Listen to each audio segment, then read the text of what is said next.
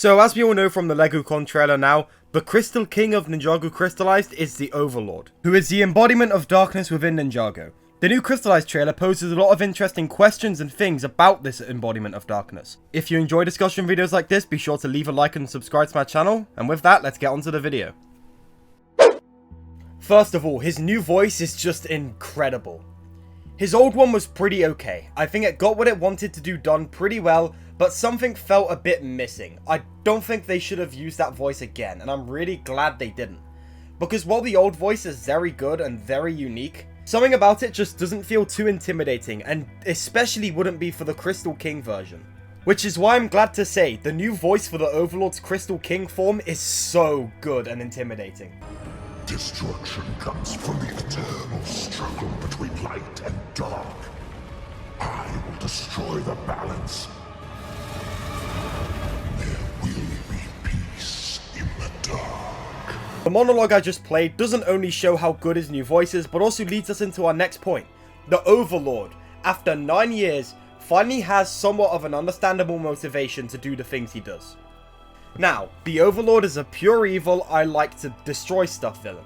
That was always apparent and entirely passable. But I think giving him a reason to do the things he wants to do is a lot more interesting. And I think it's exactly what Crystalized should be doing. Now, something I need to clarify. When I say that this makes the Overlord a far more interesting character, I don't think it makes him a more sympathetic character. Nor do I think the Overlord should ever be sympathetic. I feel like when the phrase interesting villain gets thrown around, a lot of people immediately jump to, oh, they need a tragic backstory and they need to be relatable, like say Harumi for example.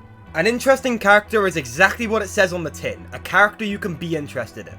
You don't have to feel sympathy for a character in order to be interested in them. The Overlord should always be primarily a bad dude that the ninja need to kill as quickly as they can. Making the Overlord anything that isn't that would be a betrayal of his character. But giving him a reason to want to plague everything and turn everyone into mindless zombies is way more interesting than he just wants to. The Overlord was created out of an imbalance. After the first Ninjitsu master left the first realm to create Ninjago, there was an overabundance of light. The Overlord, being an embodiment of darkness, was a counterbalance to this abundance of light. And over the centuries, agents of light and darkness have consistently fought, and destruction has been the only thing that's been caused as a result. For example, the war between Oni and dragons, the final battle, the war of the Golden Master, the war between dragons, ninja, and the Oni. It's an ever-looping conflict that always leads to the same result. One side gets wiped out for a while, they both eventually come back and start fighting again. What we originally thought about the Overlord is that all he wanted was to destroy things, but now it seems that he just wants peace. The problem is, the way of achieving peace in his eyes is to turn everyone into mindless zombies who will obey him, and plunge Ninjago into an eternal darkness. The Overlord wants to end the conflicts caused by the balance between light and darkness by simply just destroying that balance, period. Once it's gone, there will never be any light factions that rise up to resist the Overlord, and finally, at long last, the universe will have peace. Like in the Overlord's own words, however, the ninja and pretty much everyone who isn't working for the Overlord already obviously doesn't want that. However, the ninja also seem to be leading towards a more permanent end for the conflict. So many times throughout the series we've heard the words defeat the Overlord or defeat the Dark Lord be rung into our head. The most notable example of this is the prophecy of the Green Ninja. One ninja will rise above the others and become the Green Ninja. The ninja destined to defeat the Dark Lord. However, in Crystalized they seem to be taking a very different approach to how they deal with the Overlord. Because this time, rather than using the word defeat, they outwardly say destroy. The only thing that can destroy the Overlord is the power of the Oni. This line creates a lot of interesting implications. One, the ninja are done with just defeating the Overlord using the golden power over and over again.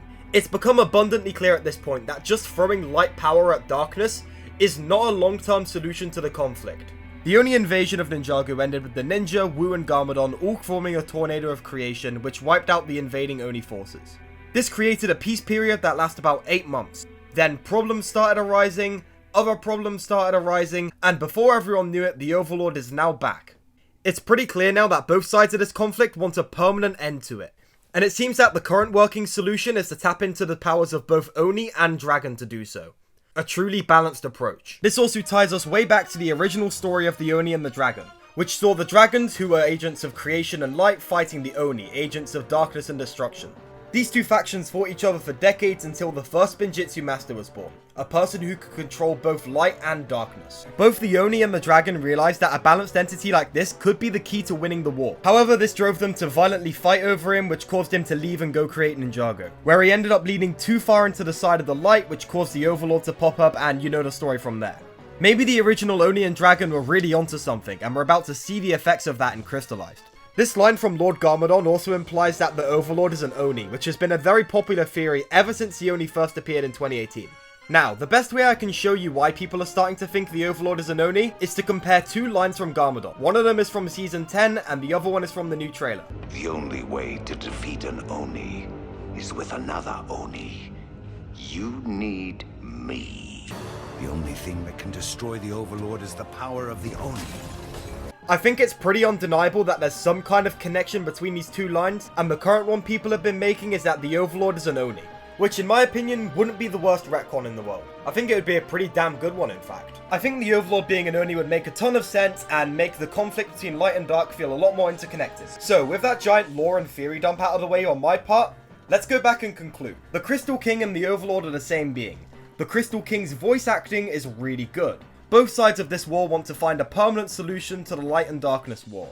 The Overlord aka Crystal King is trying to achieve this through a peace through strength means, where he wants to achieve peace just by dominating the other side and destroying the balance that governs this war. Whereas the Ninja and their allies seem to be trying to lean into that very balance in order to achieve victory and destroy the Overlord for good.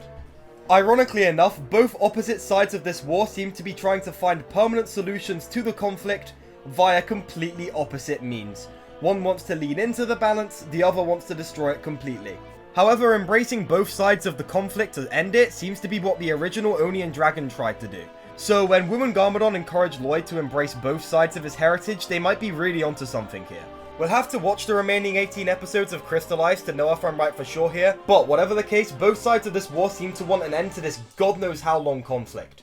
I tried to use phrases like decades long or millennia spanning to describe the length of this conflict, but I don't know honestly. It's been at least 2,000 years and it's spanned multiple realms.